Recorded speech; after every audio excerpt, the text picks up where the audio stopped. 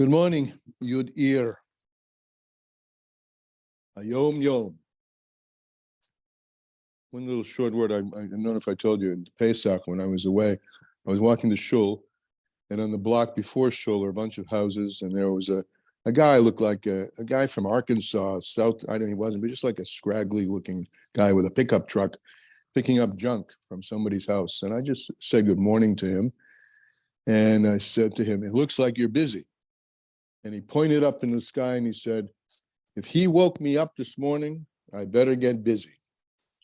So, Hayom Yom. The 10th of Iyar.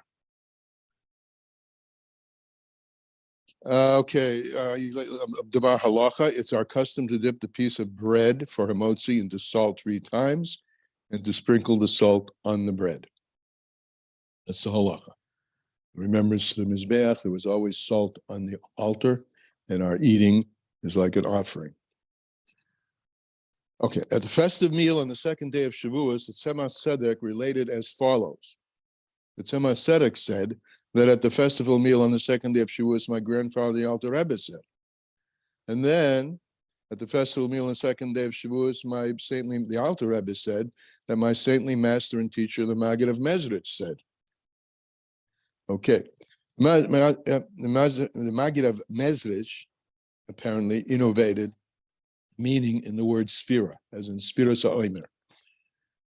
He says you should count, saper, you shall count for yourselves. Usfartem lechem, you should count for yourselves. And that word, samech pei resh, you shall count, as also the root of sapirut. Sapirut, which is cognate of the English word sapphire, the shine, a jewel, like a jewel shines. In other words, this counting that we do the Omer should enable us and integrate our different parts in order that we shine with brilliance and brightness. Usfartem lechem, this is what he said, your lachem, you, yourselves, must be bright, sapphire, brightness. So the Tzemach Tzedek continued his narrative. My grandfather, the Alter Rebbe, then leaned on his hands, and he sang the Nigun of 4 stanzas with profound devekis, with great clinging to Hashem. Afterward, he raised his head and said in a questioning tone, "And with what does one brighten the lechem?" In other words, how do you make yourself shine? And without a pause, he caused in a tone of response, with the 7 complete days, weeks. Just continuing the pasuk. Usfartem lechem memochras Shabbos, from the day after Yom Tov, Sheva Shabbosis Tamimos. That's what the pasuk says. 7 complete Shabboses. So you're going to make yourself shine with the 7 Shabboses. What is that? That is through refining one's 7 emotional traits, Hesed to Malchus, right? Each trait in turn to be sub-incorporated with all 7. That's the expression we usually translate as inter-included. Each midah included with each other. Like today, Netzach included in Netzach. 7 attributes themselves are to become 7 Shabboses. The 7 attributes are to become holistically inter-inclusive of each other and become 7 Shabboses, meaning they become whole, they become complete, like Shabbos, which is a day which needs no more refinement, no more work. It rises up above all of them and has a wholeness and a brightness to it. So that's what we need to do with Sfiras HaOyman. Today is Netzach Sheba Netzach. I'll just offer, I don't know if you guys are working with the charts that I put out there, but one meaning of Netzach is persistence, and another meaning is to orchestrate, as in Lam Natseach, the Tillim that begin Lam Natseach. And I know that I have in front of me a huge amount of opportunities today to persist in orchestrating both situations externally and also in orchestrating myself to be able to pick up on what we're about to learn in the Tanya. So here we go. Lessons in Tanya. Any questions, by the way, or comments on the Yom Yom before we start? All right, lesson in Tanya, page 684. Page 684. And Classical Tanya. Akuti Amorim, we're on page, the very bottom of page Samich Hey. So the Alter Rebbe introduced to us in this Perek Mem Vav a very easy way, something very close to us that we can do. He says in this Perek, very, very close to you, to arouse love of Hashem. And he gave us the mashal of the face from Shlomo HaMelech. The face that you show to the water is the face that you get back. So Hashem has shown, and he used them, and he extrapolated on that mashal to say, this is true of two friends. If a friend shines a face, loving face to you, your tendency is to reflect that back. And then he went to a king, of course, the King of Kings of Kings. Hashem shows his amazing love for us and for all of creation by creating it and by continually to create it. And if one would just contemplate that, one would naturally reflect back a tremendous gratitude and a tremendous love for that which you are being loved, that you are being held in the embrace of Hashem. So he starts, the bottom of the page. According to all these words, which I just in a short way brought out from yesterday's Tanya, and according to all this imagery, this vision, this imagery that we put in front of us of Hashem showing himself to us and us reflecting back that which he shows to us. The Godel Yaisim Oid, and even much, much greater is, according to everything we just said, and even much, much greater, the kaflik of flying doubled and redoubled the ain kates without any end. So Hashem gives us life, but much more than that. Osu lonu alakenu, Hashem gave us much, much more than that, because kiduloso ein cheke, because to his greatness there is no searching, there is no end. In fact, not only does he give us life, he gives all of creation life. He gives all of creation being. He fills all worlds, and he encompasses all worlds. And if we need a refresher on the difference between Soiviv and Mali, we can talk about that as we finish this. He fills all worlds and he encompasses all worlds. And it's known from the Holy Zohar, and the Arizal, the incredible multiplicity of chambers and worlds, ad ein mispar, beyond counting. By the way, the word sefer there is also sphira. Sphira means to count, right? To count. Sphira soimen. We count the days. But to the worlds and the chambers within worlds, they are uncountable. And in each and every world, in each and every chamber, there are tens upon tens of thousands of angels, without any end, without any limit. As it's written in the Gemara Chagiga, Kasiv is a pasuk that's written in Iyar, Hayesh mispili gadudov. So Iyar asks the question, can you count the numbers of his troops? And the Gemara answers, yes. And we have a pasuk that seems to answer that. It says in a certain way, yes. Elef alofim yishamshuni, tens upon tens of thousands serve him. V'riber avaviv, and thousands upon thousands serve him. V'riber avav and kadmoyu, and tens upon tens of thousands stand in front of him. So that's a countable. It's big, but it's a countable number. So what do you mean? Can you count? So the answer is elef alofim. Yeah. Mishani elef alofim. There are thousands upon thousands. Mispar gadol, which is a great number. Aval legadu dov. So there are thousands of troops, but to his troops, ein mispar. You can't count them at all. Thousands upon thousands of troops, but the number of troops is uncountable. And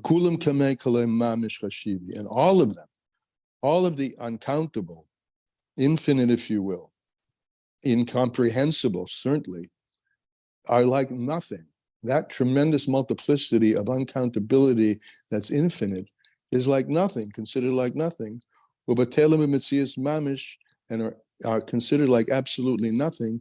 Ki bittul diber echad now gives a mashal, like one word which comes out of our mouth, mamish, lagabe mahus hanefesh, in relation to the essence of the soul, hamidaberes, which has the power of speech. The power of speech can speak infinitely, right?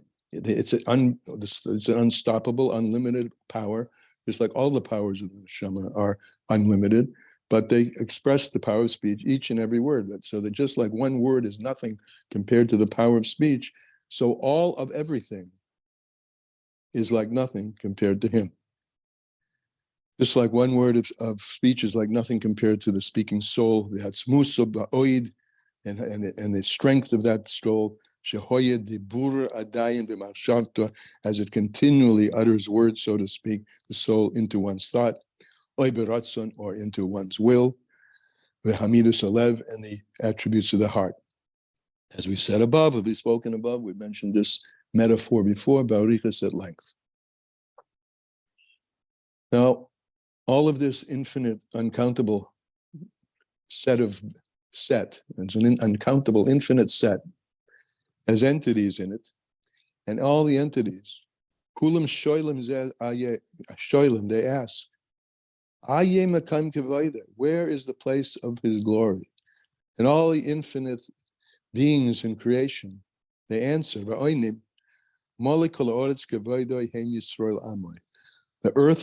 earth down here below is full of his glory, and specifically the Jewish people. Because Hashem has completely put aside all of the upper worlds and all of the lower worlds, and his choice, like the choice piece of meat, the choice of his choice is Ki'im Yisrael, is the Jewish people, Amoy, the Jewish people. They see him in Mitzrayim, and it took him out of Egypt. Now here's the metaphor again, how the king comes down and shows us his seva upon them yafas, his beautiful shining face. What did he do? He put everything else aside for the business of one creating us, Neshamas Yisrael, with the Nefesh Elokis, and he's kept his focus on us for all of that time, inclusive of this particular time when he came down into Mitzrayim, like putting his face to the water, and showed his face to us and took us out of Mitzrayim, which is called the Erebus Ha'oretz, the naked place, or the place, the most immodesty, the most immodest place in the world. Mokim Hadzuham Avatuma, a place of filth and impurity. And he did this. Now we're going to remember this Pesach Seder, right? And we'll try to remember also that the whole Inyan of Sfiras HaOmer is to internalize what we got in a flash at the Pesach Seder. And at that's Pesach Shavuos. Pesach is the flash, Sfiras HaOmer, the internalization, and then we have a revelation that comes after internalization, which is becomes something we can hold on to, and we can say that we will do it. But here in the middle, what at the beginning of this, what does the Pesach, what does the Haggadah tell us? That Loi al Yedei Malach. He went down to Egypt and took us out, and he didn't do this through a malach, through a secondary emissary. Not with a malach and not with a burning angel. Ella, and this goes on. Haggadah goes on. Kodesh Baruch Hu, Hashem himself, in his glory and with all of his power, Yored Shom, he went down there. As it says in the pasuk in Shmos, that I will go down to save you. In order to bring them, the Jewish people, to him, right? This is him showing his face to the water, in order to bring them close to him, with a unity, with a true unity. Soul to soul. This is with a knot, with a tie, with a connection, soul to soul. Through, and these were the metaphors that we used about Rachel and Leah. Not Rachel and Leah, Yaakov and Leah. And the Leah being, get it right, Yaakov and Rachel. Rachel being the embodiment of Malchus of Atzilus, the Shekhinah, and Yaakov being the Midah of Tiferes. The two meet, and they meet in the Chumash, and they hug, and they kiss. And Hashem came down to us, down here below, in the lower worlds, in a manner of kissing, peh la peh, mouth to mouth, the daber devar Hashem, mouth to mouth, meaning he spoke the words of himself, of God, which is halacha. He gave us, as he will give us in another 25 days. Actually, it's interesting, right smack in the middle today of Sfiras HaOmer. He gave us speech to speech, which is the halacha. He spoke us the law. Vizdavkas rucha berucha, and he clings to us, spirit to spirit. And what spirit sits is the hasagas haTorah. He gave us halacha. He gave us the ability to grasp the Torah, which contains in it the ungraspable, but he gave us the ability to grasp the ungraspable in a way that we can live with it. That's hasagas haTorah, v'yedias rotzonim hatmosei, and he gave us the awareness, the knowledge, the ability to mekasher, internalize his will and his wisdom, the kulei chad mamish, and gave us the ability to not comprehend, but to live with the experience of kulei chad, that everything is one. So that's rucha berucha, that's mouth, that's spirit to spirit. The gam bebechinas chibuk, and also to extending, using the metaphor that he used before, is also hugging us. What's hugging us? Right? Just like in a hug, you actually touch somebody. So kiyam hamitzvah, this is fulfilling the mitzvahs ma'asiyos, fulfilling the physical deeds. In our physicality, in our 248 limbs, and through our 248 limbs.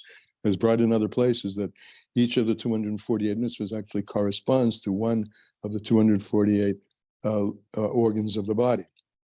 Although the mapping is in our ages today is not clear, not very clear, but it was clarified. It was clear apparently. At least I've been taught this in your days of yore. There was a book of healing that really identified the correspondence of each and every mitzvah to each and every limb and organ of the body. That's an aside. But these 248 mitzvahs correspond to the 248 organs of the body. So just like we are created in his image, we have 248 limbs, organs. So he has 248 limbs. Evorim, the Malka. These are the limbs of the king, and these are the extensions of the limbs of the king. He's mamish hugging us, right? He's extending his limbs and organs into our limbs and organs. And in general, and in general, these 248 mitzvahs are divided into three categories. Yamin, usmol, the emsa, the right side of the body, the left side of the body, and the middle side, the torso. Shehein, chesed, the right arm, din, the left arm, judgment, and rachamim, the middle, particularly the heart. So we have chesed, din, rachamim, trein derayim, begufa. We have two arms and a body. Two arms, chesed, gevura, and the body, tiferes. And this is what we say. This is what we say. Asher kitshanu b'mitzvosov. And that's the beginning of tomorrow's Tanya. So Hashem is mamish enveloped us within him, shown more than his face. He's shown his hug and his kiss and his embrace. And back to the mashal. So if a king, this is yesterday, if a king were to do that, bring you to his private rooms and hug and kiss you, would you not respond? So just think about that. This is what he calls the derech yashar, the straight way, and the korav ma'oid, very easy way to just think about that, to enliven your and warm to the embrace of Hashem.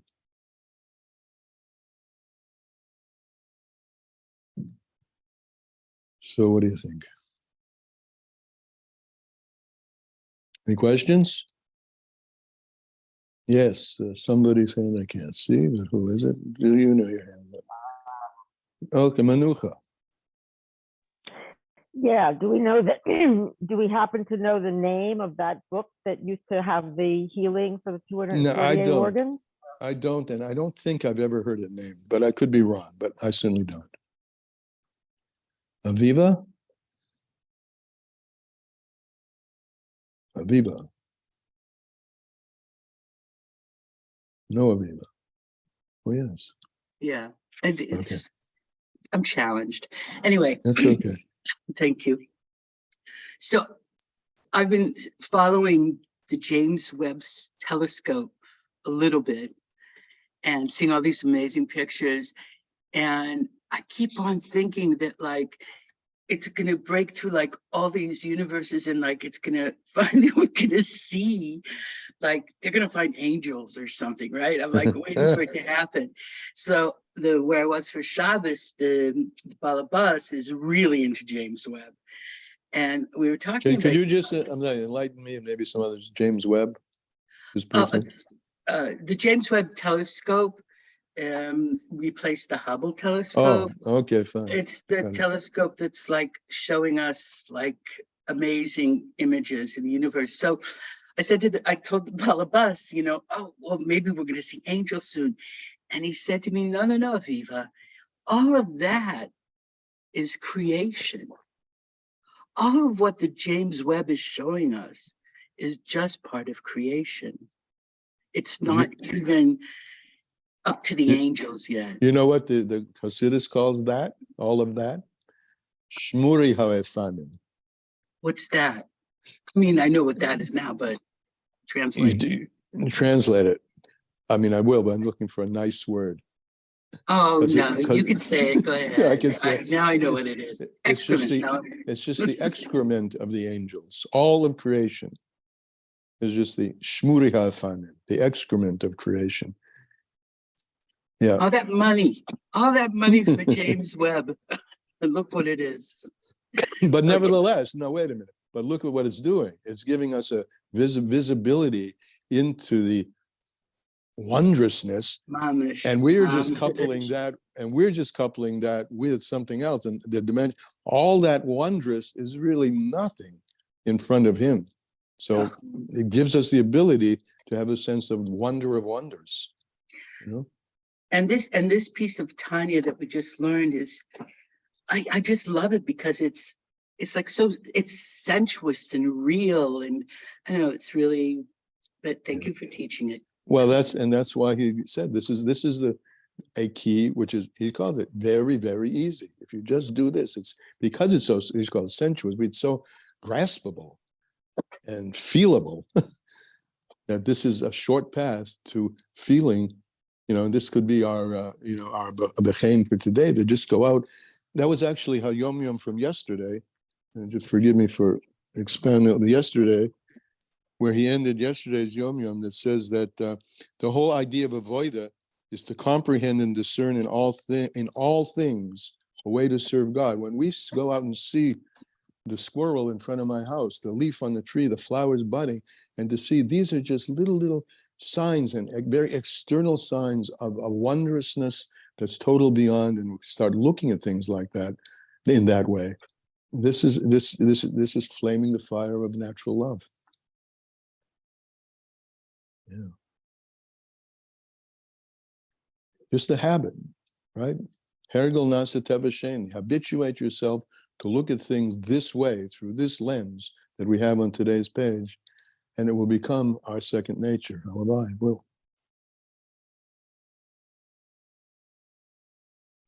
Anybody else? And the ideas of Hashem, of us being especially dear to Hashem. I mean, that's like so obvious. I mean, here we are with disproportionate numbers of wonderful things and Nobel Prizes and, startup everything. So that's a testament every day. It sure is. But this is a testament you don't have to think about. Just breathe the air. I mean, isn't it amazing? Isn't it amazing? There's nothing in front of my eyes, but there's something in front of my eyes that I can't see that's keeping me alive. It's called oxygen. Oh my gosh. And it's everywhere.